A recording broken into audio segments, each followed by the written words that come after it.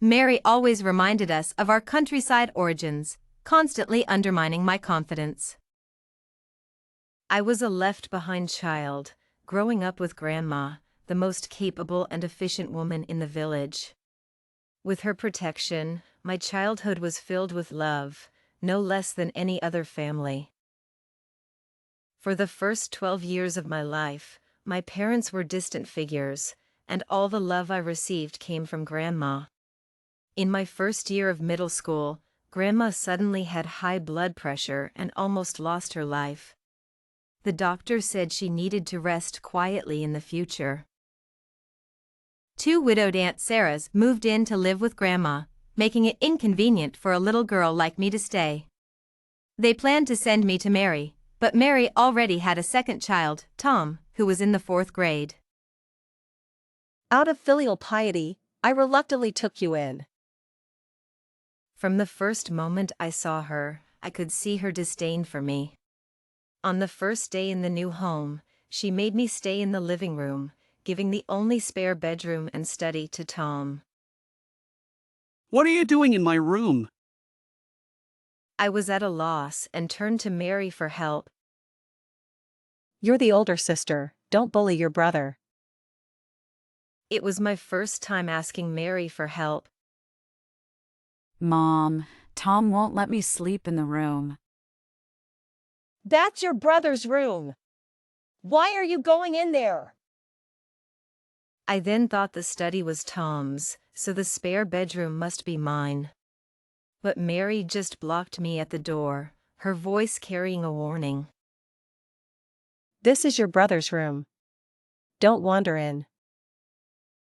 Mom, where is my room then? You can sleep in the living room. From that day on, the living room was my only place to stay. Every morning at 6 o'clock, I had to get up and tidy my bed. At night, I had to wait until Tom finished watching cartoons and Mary and Dad finished watching TV before I could set up my bed and rest. I knew I was an extra, so I tried my best to stay in this home. I voluntarily gave my pocket money to Tom and took on household chores. Only then did Mary show me a bit of kindness. Finally, when school started, I made new friends, and a glimmer of light appeared in my otherwise dark life. But Mary was unhappy again. You're misbehaving and playing too much. But my grades were always among the top 10 in my grade. No matter how well I did, it was never as good as Tom improving from 60 to 61. You didn't tutor him well enough. He could have done even better. You didn't tutor him properly. No pocket money for the next month. It seemed like everything I did was wrong. I endured this life in silence, knowing that this family didn't care about me. So I could only strive to excel. But on the day of the college entrance exam, Tom stayed up playing games in the living room until 2 a.m. I had to stay up with him. The next morning, my alarm went off, but I was still groggy. He found the alarm annoying and turned it off, causing me to miss the exam. Mom, I wanted to sleep earlier, but Tom kept playing games. He not only disturbed my sleep, but also turned off my alarm in the morning. Why blame your brother? It's your fault for not being able to sleep. Dad was doing business out of town, and Mary managed the household. I called Dad for support, but he didn't answer. Mary also refused to let me retake the exam. You'll work at the clothing store without pay. Hand over all earnings to the family. I endured this hardship until I met a boy who treated me well, willing to support me through adult education and wait for me to finish my graduate studies. But Mary shattered my dreams again. Tom needed to buy a house in the provincial capital. They didn't want to sell the current house, so they decided to sell me off with a dowry of 300,000 yuan, forcing me to marry an old bachelor from the village. They tied me up and sent me back to the countryside. It's just a marriage, not your life. How is this not my life? From the moment I was born, they treated me as a burden. With Grandma's help, I escaped. The groom's family came to our door, demanding the dowry back. Go back with the groom's family.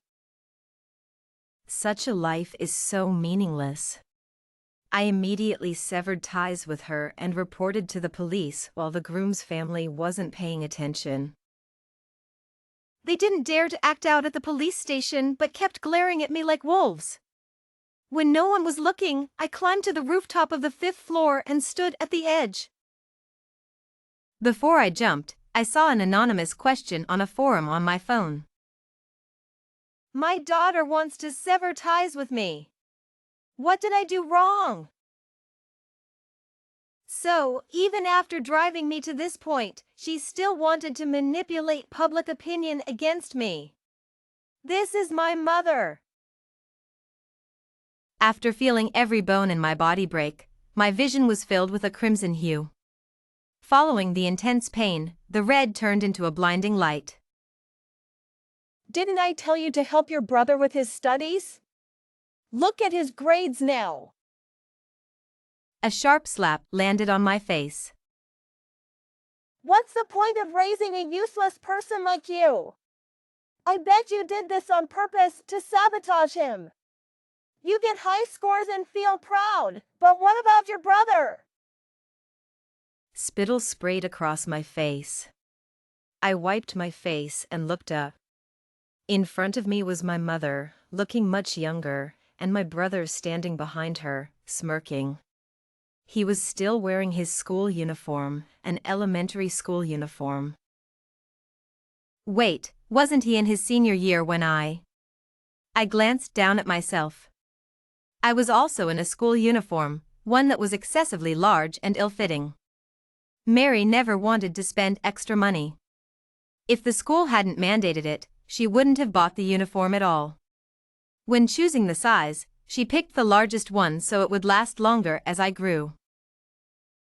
What are you staring at? If your brother's grades don't improve next time, you'll be in big trouble. As soon as she left, Tom made faces at me, laughing. I told you, no matter what happens, Mom will always blame you. Mom said you're here to take care of me. If my life isn't good, it's all your fault. He always found joy in belittling me, as if my suffering made his life better. I didn't respond, just stared at him silently until he felt uncomfortable and shoved me onto the couch. My head hit the armrest, sending a jolt of pain through my brain, grounding me in reality. I was alive again, back in my high school years. The overwhelming joy almost made me dizzy. Heaven must be watching over me. I had missed the college entrance exam, missed my chance to change my fate.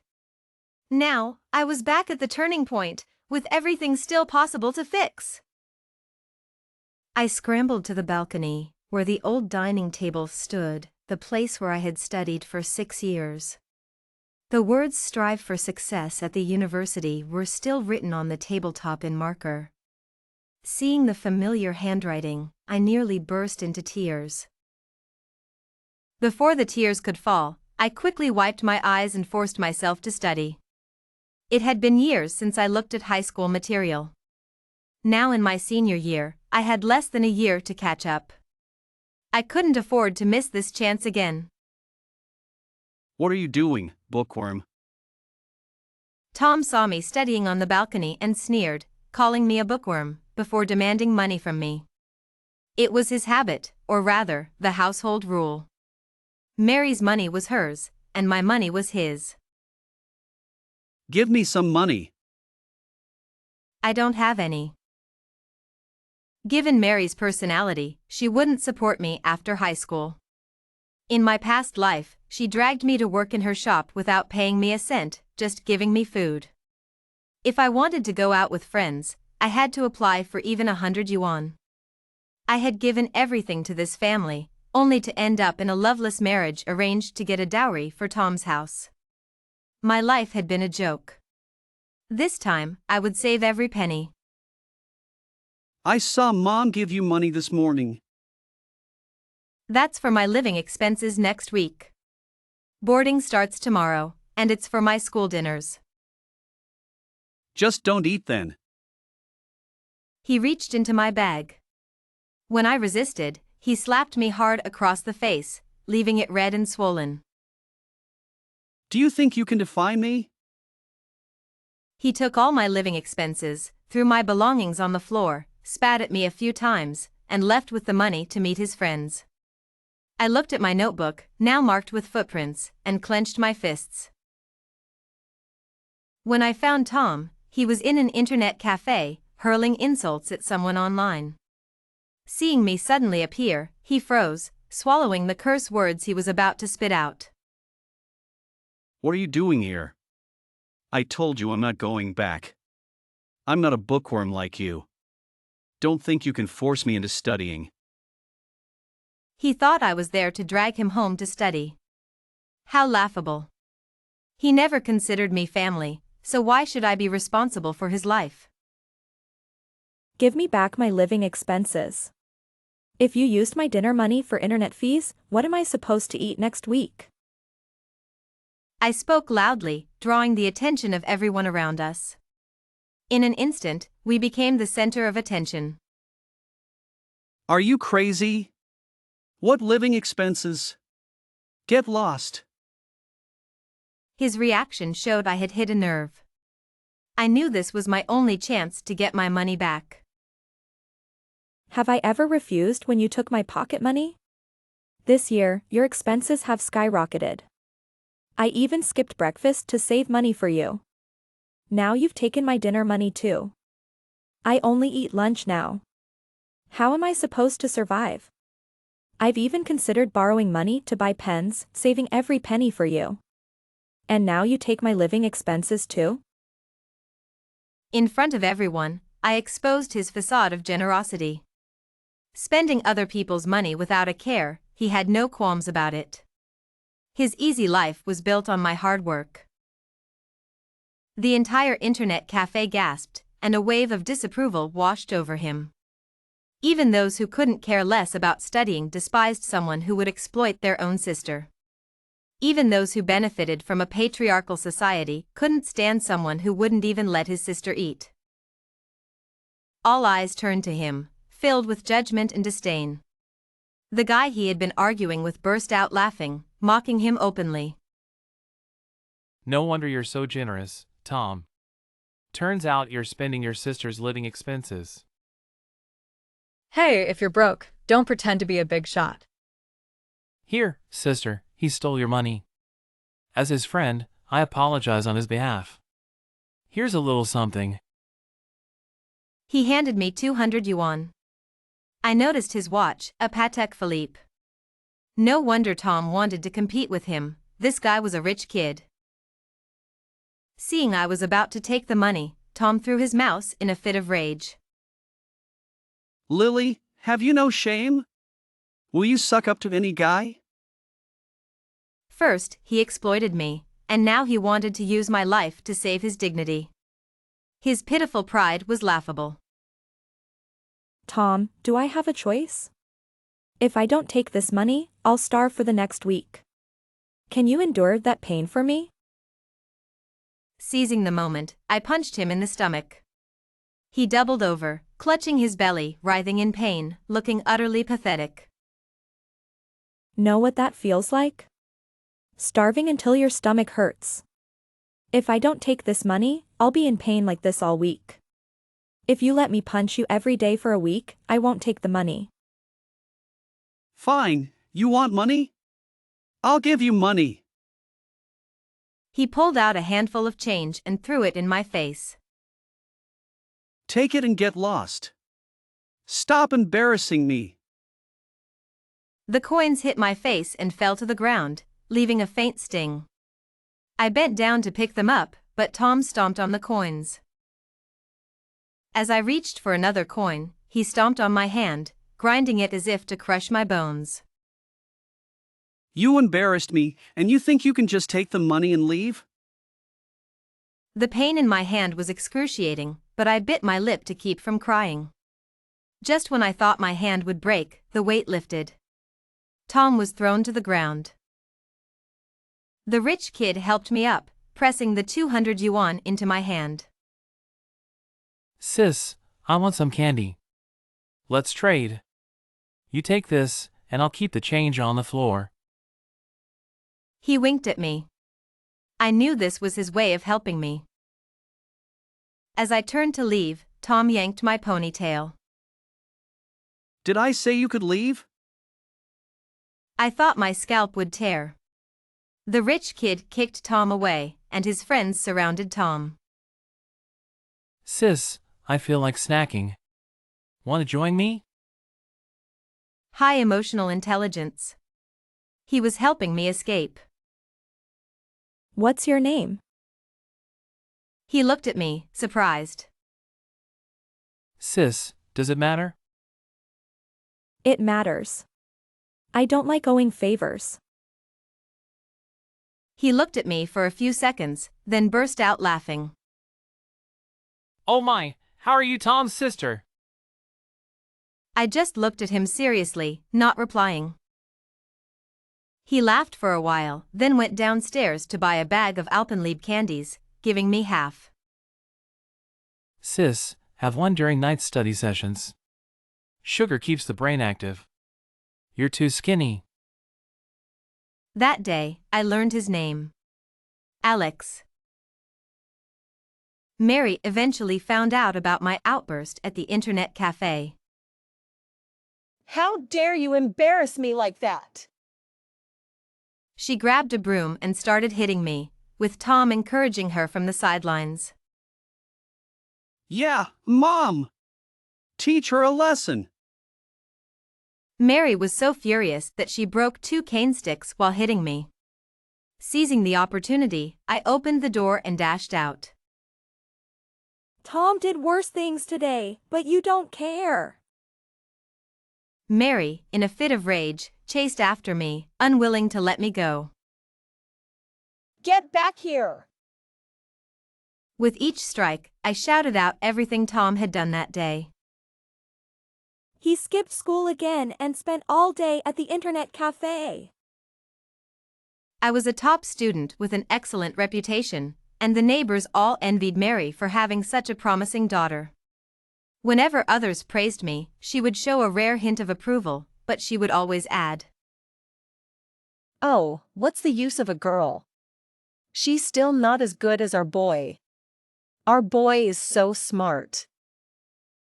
This would inevitably lead to awkward smiles from others.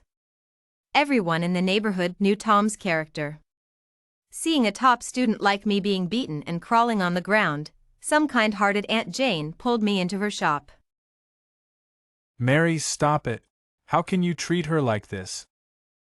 Hearing others praise me while belittling Tom made Mary unhappy. This is my family's business. Mind your own. She then called me a little brat and told me to get out.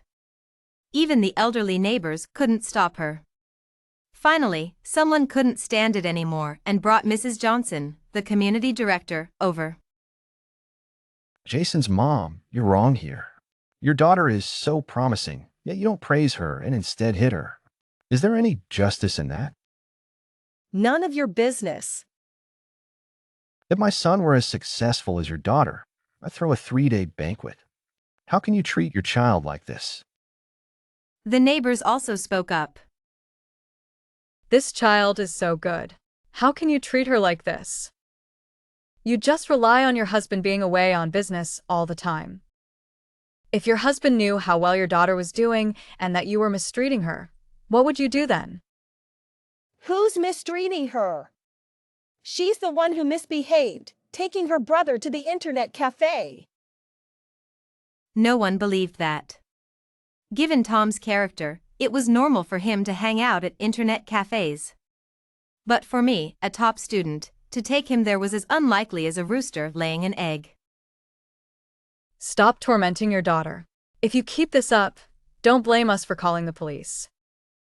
Mary, feeling humiliated, glared at me fiercely. I'll deal with you at home. Let's go. I knew that going home would mean an even harsher punishment. Thinking quickly, I grabbed Mrs. Johnson's arm. Auntie, I've noticed that everyone's grades have been a bit unstable lately. Emily is struggling with biology, Zhao is falling behind in physics, and Xiao Qin, though good at basic math, can't handle the more difficult and innovative problems. I listed all the children on the street who had a chance of getting into top universities. Then I turned the conversation. I have nothing to do at home on weekends. How about I offer free tutoring for everyone? I've made a lot of notes that might help. I'm very grateful to all the aunts and uncles who have taken care of me over the years, and this is my way of giving back. My words were righteous and sincere. With a top student like me offering free tutoring, how could Mrs. Johnson and the other parents refuse? That's a great idea. Mrs. Johnson said, immediately seeing through my attempt to avoid going home. Her eyes showed a mix of pity and admiration. The neighbors, though having their own interests, were kind-hearted and willing to help. You can use the empty room behind our office for tutoring. If it gets late, you can sleep at my place. My house is close to the school, and I'll take you to school the next day. Why should my child sleep at your place? Are you saying you don't want to help the neighborhood kids improve their studies? In a neighborhood where everyone relied on each other, offending familiar faces could make life difficult. Mary, though unwilling, had no choice but to back down. Before leaving, she glared at me viciously. Fine, if you have the guts, don't come back. Don't ask me for money. Mom, I won't go back. Mary stomped her foot in anger and left. Tom, seeing that I wasn't beaten half to death, rushed over to stir up more trouble. This time, Mary slapped him across the face. You disgraceful thing! Stunned by the slap, Tom, who relied on Mary for his living expenses, didn't dare to be angry at her. Instead, he directed his fury at me. Lily, I knew you were trouble. You little brat, look how angry you've made Mom and Dad. Before he could finish, the neighbors chased him away with brooms. Realizing he was unwelcome, he cursed a few more times before running off. The elderly neighbors sighed and comforted me before taking me to Mrs. Johnson's office to tutor the kids. Mrs. Johnson prepared a single bed and some clean bedding for me. You're a good kid, but don't make things too tense with your mom. After some time, try to make peace with her. That was impossible. With Mary's favoritism towards Tom, she would never care about or understand me. I thanked her but didn't promise anything. This was the first time in my life that I had a room of my own. Even though it was a simple, drafty little space, I cherished it deeply. The neighbors all knew about my situation, and the friends I grew up with felt sorry for me having a mother like Mary. They understood my pride and never directly offered me help. Instead, they thanked me for tutoring them by providing me with essentials. One day, they would give me a pen, the next, some correction fluid, or perhaps a new notebook or some scratch paper. These small, inexpensive items added up over time.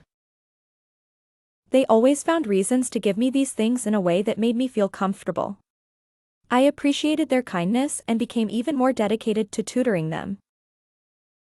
Until one day, one of my students suddenly stopped coming to my tutoring sessions.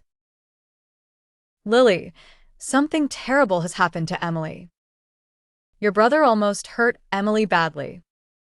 My mind went blank.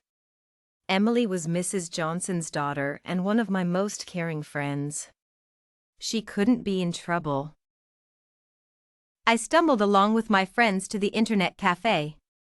Emily was being surrounded and attacked by a group of tall, burly boys. Leading them was my brother, Tom. You little brat, how dare you side with him? I've been after you, and you didn't agree. What's wrong with you? You know I don't get along with him, yet you still go and help him?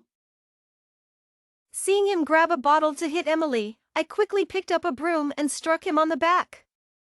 He lost his grip and instinctively put down the bottle. When he turned and saw it was me, he was furious, as if he had seen his worst enemy. I'll get you, you wretch! He grabbed a fruit knife from the table and lunged at me. In a split second, I dodged, but the knife grazed my cheek, leaving a shallow cut. Damn you! Tom, now seeing red, started swinging the knife wildly. I hurriedly told someone to get Emily out of there and ducked to avoid Tom. Just as I was about to exit through the side door, I saw him smash a bottle over another boy's head. Damn it! I'm going all out today! I'll come back a hero in 18 years. He was about to do something terrible. Spoiled by our mother, he believed the world revolved around him. When he realized not everyone sided with him, he felt a huge sense of loss. There were many ways to cope with this feeling: striving to improve, comforting oneself, avoiding vanity, and not comparing oneself to others. But he chose the most extreme and malicious way. Unable to solve the problem, he decided to eliminate the person who posed it. Seeing him about to commit a grave mistake, I don't know where I found the courage or strength, but I grabbed a folding chair from the waiting area and threw it at him. Several chairs followed, hitting him and his friends, causing them to pause in confusion. In that brief moment, I grabbed the boy who was almost hurt and ran. Damn you, you traitor! Tom and his friends picked up the knife and chased after us. I ran with all my might, but the person beside me was struggling to keep up. Slow down. I then realized that the one panting heavily was Alex. Sis, thanks for saving my life. Shut up and save your breath for running. We were nearing the main road, but Tom, undeterred, continued to chase us with the knife. In the eyes of a reckless teenager, the law was just a piece of paper. Our mother's protection had made him fearless. As he was about to catch up, I quickly shielded Alex behind me. Do you realize this is a crime? You wretched woman, I'll get you! In the chaos that ensued, I knew I had to protect Alex and stop Tom from making an irreversible mistake. Reasoning with Jason was utterly futile. I had no choice but to pull Alex into a nearby store to hide. Are we safe here? Jason, feeling invincible, brandished a knife and threatened the clerk to hand me over. Hand her over, or else! Over my dead body. The clerk stood his ground. A few heated words later, a splash of red stained the white shirt inside the store. It was so close. My face turned pale with fear. What do we do? If the clerk hadn't blocked with his arm, that cut would have been on his neck. Blood splattered, and the store erupted in screams. Jason became even more frenzied. I'll get you, no matter what. Everything had changed. From the moment he took my living expenses and I refused to endure hunger like in my past life, everything spiraled out of control. Why didn't I just endure the stomach pain? Seeing Jason lunge at the clerk again, I stood up and walked out, offering myself as the target to spare the innocent. Enough, Jason. If you have a problem, come at me. You wretch! I'll end you today! I closed my eyes, comforting myself that it would be quick and painless. With a thud, someone tackled me to the ground. Sis, it's okay now. Alex, pale-faced, forced a smile at me. His forearm was wet with blood, leaving a glaring red stain on my white shirt. You're all going down! Jason picked up the knife again, ready to charge. I lay on top of Alex, shielding him, and instinctively closed my eyes. A piercing siren blared. Drop your weapon. We're the police. No matter how reckless Jason was, he was still a student, inherently fearful of the police. In that moment of hesitation, the SWAT team swarmed in and pinned him to the ground. Sis, you saved me once, and now I've saved you. We're even. He fainted amidst my screams. Jason was sent to a juvenile detention center for his actions. Mary was furious with me, cursing me for not dying and blaming me for ruining her precious son. You're a curse. You ruined my son. Seeing her curse me like an enemy, I felt a profound emptiness and helplessness. Mom, what am I to you? Am I even a person? You're a wretch, a curse, a demon ruining my son. I regret raising you. She showed no remorse or shame, even trying to strangle me. The last shred of mother-daughter bond broke at that moment. You don't want me, and I don't want you either. From now on, our lives are separate. You're no longer my mother, Linda. I wiped away my tears and, with the police's help, moved out of the household registry. Get out! Get out! Get out! She grabbed a pot of boiling water and threw it at my face. If not for the quick reaction of the police, I would have been disfigured. I stumbled out of the police station, not watching my step, and fell down the stairs, hitting my forehead and bleeding profusely. But I didn't feel any pain, just silent tears. A well-dressed woman nearby saw me and hurried over to ask what happened. Are you okay? What happened? I don't have a mother anymore. In my emotional breakdown, I collapsed into her arms, crying loudly. I'm all alone now. Fate in this world is always hard to explain. One evening, Aunt Jane came to the police station to give a statement. To my surprise, she turned out to be Alex's mother. Despite being upset that her son got hurt because of me, she was grateful that I saved his life. Thank you for saving Alex. I want to sponsor your education. It's a small matter for our family. I shook my head. Aunt Jane, I can't accept charity. I appreciate your kindness, but I don't want to gain something without earning it. Alex's mother was shocked by my stubbornness but didn't push further. Instead, Alex jumped up excitedly. Mom, don't say that. She's a really good person. She's brave and wise, destined for great things, just like you, Mom. Stop being cheeky, young man. After some playful banter, we finally agreed that I would tutor Alex in exchange for a portion of my future salary to help me through the last 100 days of my senior year. From that day on, Alex seemed like a different person. His once rebellious red hair was cut into a neat crew cut, and his face shone with the unique brightness of youth. Why did you start hanging out in internet cafes, Alex? Just for fun. No big deal. Whenever I asked him about it, he would brush it off with a laugh. Since he didn't want to talk about it, I didn't press. Alex was incredibly smart, much quicker to grasp concepts than I was. Initially, Alex's mother was skeptical of me, but as she saw her son's grades improve and his behavior straighten out, she grew increasingly satisfied with me. Life once again brought me to the college entrance exams, a pivotal moment in my destiny.